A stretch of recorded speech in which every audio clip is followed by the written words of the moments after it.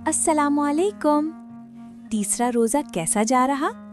एक सवाल, कुरान कब खोला था आखिरी बार? 11 महीने पहले या कल? रमज़ान कुरान का महीना है।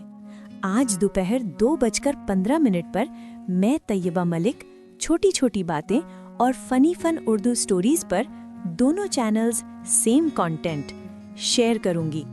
रमज़ान डे 3 कुरान से रिश्ता जोड़ें।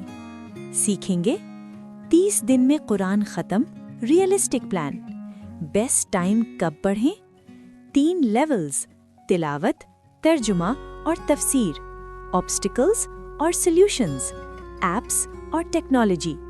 क्योंकि कुरान सिर्फ किताब नहीं, अल्लाह का लेटर है।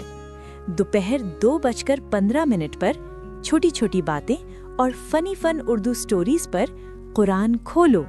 रमज़ान मुबारक।